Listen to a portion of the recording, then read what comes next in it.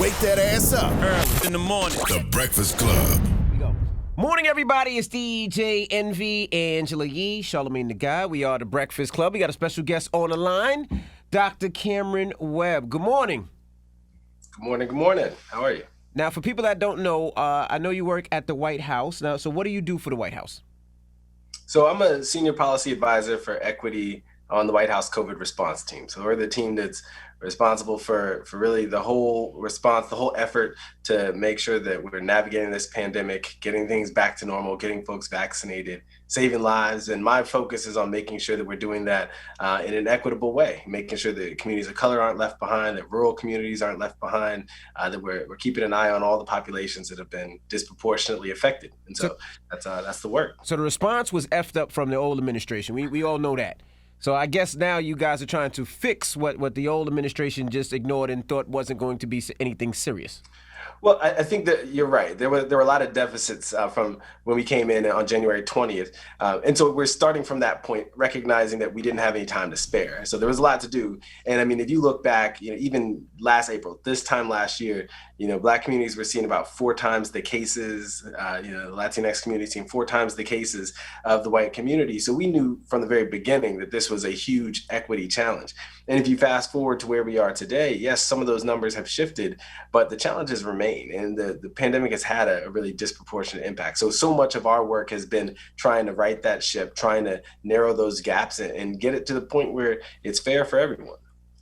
Now, I see the administration is concerned about the fact that it seems like we've hit a wall, right? A lot of people are not trying to get vaccinated. At first, it was happening really, really quickly, but now it seems like people are not showing up for that. What are you guys planning to do about that? And what do you think the reason for it is?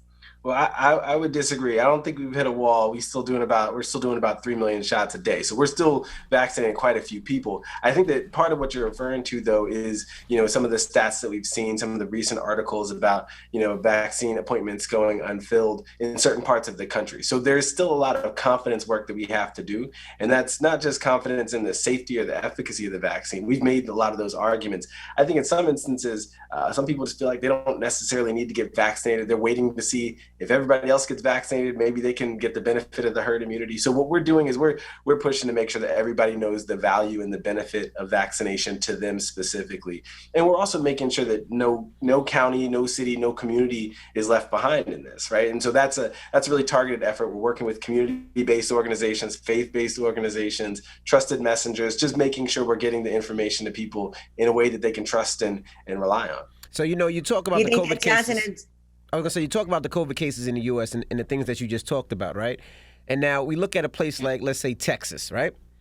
Texas said, F your mask, everything's wide open, F this. And you don't see the cases necessarily rising like a place like New York or New Jersey who has all these mandates and you have to wear a mask. So what do you say for something like that? Like to people are saying in Texas that, the cases are not shooting up like New York and New Jersey and we still have all these mandates, still have to wear masks, still, they just raised the capacity to 50% in restaurants and, you can still only on indoor events only have 250 people. So but then you look at Texas and they open.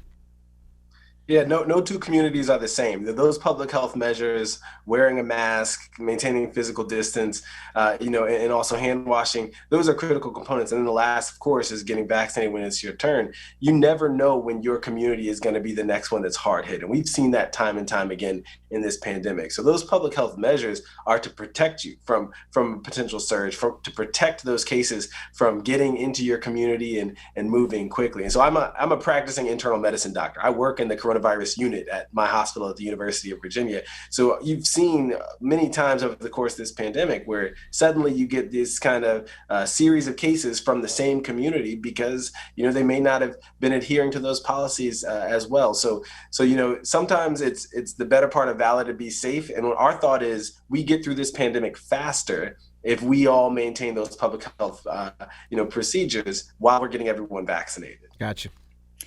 You think that confidence has also waned because of the Johnson & Johnson vaccine and they paused it and now it's back open again. But what do you think that did as far as people who were already a little skeptical about getting vaccinated? Well, it's kind of an interesting effect because for a lot of people, we saw at that time it was 6 cases out of 7.2 million shots of Johnson and Johnson. So for a lot of people, we were hearing them say, "You're pausing it over only 6 cases." It showed that our vaccine monitoring, our monitoring for adverse events was working, and we were able to detect really rare adverse events. Now, that said, for some people, they look at that and they say, "Hey, that's pretty scary." And our response to that is, well, we took a 2-week pause. We had this whole process. We brought together the scientific leaders, the experts. They had not 1, but 2 convenings. And ultimately, they came to the conclusion that it's safe to proceed with this vaccine, that the risk of adverse events was incredibly low. And we'd given additional warning. So now our doctors, like myself, we know what to look for. People know what the risk is, and we have 2 other vaccines that are highly effective, highly safe as well. So people do still have that choice. And so I think it works because Johnson & Johnson is a unique vaccine out of the 3. It's the 1-shot regimen. Instead of 5 weeks or 6 weeks, you get that in 2 weeks. That's a huge benefit in some places where we're seeing cases surging. Yeah, but it's scary. They put a label on it that says could get blood clots, and it's like, what does that do for people now? Like, even though it's a small percentage, it's still like, well, maybe I don't want to take the Johnson & Johnson, And then Pfizer just came out and said, hey, we might need an additional 3rd shot, So it seems like it's almost like we're the hamsters, and they're trying us and be like, you know what, let's switch this, which is very scary.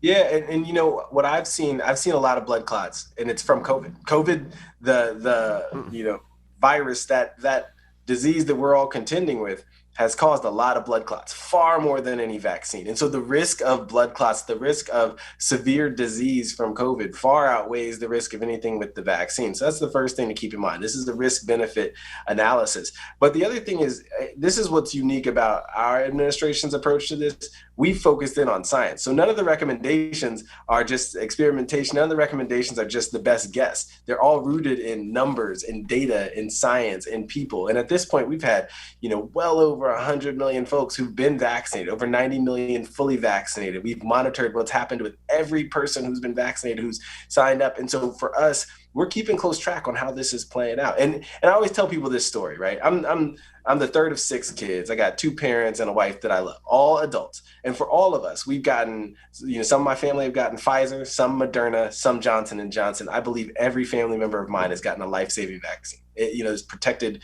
from the worst of COVID. And that is a huge source of relief for me, and I think for other families like mine. Yeah, I'm the only one up here that got the vaccine. The rest of them ain't get it yet. But I was going to ask you, too, what about kids? You mentioned you have kids. I have 5 kids. My oldest got it. My 17-year-old is like, he's not effing with it. Now, the smaller kids, what do you say about, I have a 7, a 6, and a 4. Will they be able to get it? We just seen a first grader die. So what are your thoughts on children getting the shot? Yeah, that's heartbreaking. And no children should be passing from this. Right now, we don't have the data that shows how the vaccine works. And kids, Pfizer is working on it for ages 12 to 15. And so we expect that's going to be coming in the next few weeks to months. But for younger children, that's also going to be a part of the process. These vaccine manufacturers, they are going to look into how it works with younger kids. They're enrolling younger kids in these trials. I have a 5-year-old and a 9-year-old. And my wife, who's an emergency doctor, she and I have talked about this. When that vaccine's available, our kids are going to get it. We feel comfortable with its safety, and we're not playing around. We're not out here, just throwing caution to the wind. We recognize the real threat is COVID. It's not the vaccine, and so trying to protect our family. Now, are these vaccines FDA approved? Because I've heard people talking about that, and they're saying it's not necessarily FDA approved. It still is something that they've actually allowed us to use it. But I'm just trying to get from you, the expert, on what the terminology is. Yeah, so it's approved by the FDA for emergency use. So it's called an emergency use authorization. In circumstances like these where we have to move, we have to protect people, and you have enough evidence. So it doesn't mean we cut corners. It just means that usually we take more time with that FDA process. Here, we compressed it. We got enough numbers. We had enough people enrolled in the trials, but we said we can begin using this now because there's sufficient evidence to tell us how it works. Now, the pharmaceutical manufacturers, we completely expect they're going to apply for a full FDA review, which is an additional process. But again, none of the safety corners were cut. It was just a matter of getting something that's been proven to work in people's hands a little bit faster. So it is approved by the FDA for emergency use. Now, let me ask you a question. What happened to the flu? Every year people would get sick. I'm somebody that usually gets sick twice a year majorly. But I don't see anybody getting sick. Nobody saying they got the flu. Nothing like that. Yeah, it's wearing your mask and washing your hands. That's right. I was like, it's a great example. I mean, I used to live in New York for a little while. Think about, the subway. Think about all those spaces, the surfaces that people were touching without a second thought. People are being really conscious of who they're around. If somebody coughs or sneezes in a restaurant or walking by you, they get the evil eye these days. And so it's a different moment. I think wearing a mask, maintaining distance, washing hands, that's cut down on all of the upper respiratory infections. So it's actually good evidence that it's going to also help protect from things like COVID as well. And do you think we'll have to take this shot every year? You think this is one of the things, the vaccine is going to be like a shot that we have to take every year to make sure that it can help us if we do catch COVID? I don't know if that's the case. I know that, we're saying we want to set expectations. So it's possible, but it's not exactly like the flu. It's a little bit different. I think right now we just don't have enough of a time course of evidence to know how long immunity lasts. We know it lasts at least 6 months if you get the full course. And really quickly, some people lately have been advocating for possibly just doing one shot of Pfizer or Moderna, trying to avoid the side effects that some folks will have with the second shot. The thing is, we don't know that it protects you as long if you only get the first shot. So you got to get both shots to get that full immunity, that full benefit. But we know it lasts at least 6 months.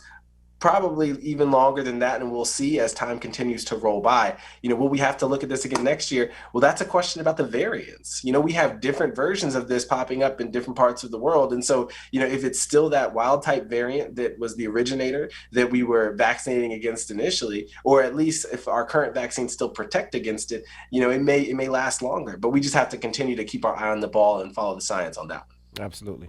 What about for pregnant women to take the vaccine? I've seen articles where they recommend that if you're pregnant, you should take it and that your baby will be protected from COVID. What's the truth about that? That's absolutely right. I'm about to call you Dr. Yee. I think that, so the thing here is that, in pregnant women, there have been a lot of data coming out in the past week. So you're obviously keeping up with the news on that. The data over the past week and a big article that came out last week showed that the COVID vaccine, it's effective. There's no increased risk of harm to pregnant women taking the COVID vaccine. We also have seen that it does pass on some protection to the newborn. And so newborns don't have an immune system that can protect themselves. So it's a great way to also protect your newborn. And then finally, we had additional data that came out that showed that COVID, if you get a COVID infection, does a lot of harm in pregnancy. Right. So the risk to you in this whole dynamic, the risk to you is getting COVID. I've taken care of pregnant women in my hospital, in our COVID unit. It is not a good thing. That risk of blood clots, that risk of bad outcomes, protecting yourself and your, soon to be baby with the COVID vaccine is a really good idea. And now we have a lot of evidence that suggests that it works well. Absolutely. Mm-hmm. When do you think this is all over with, by the way? I just want to ask you that because I've seen a lot of debates, people saying it's going to be years. People will say it'll be over by this summer. What is your prediction?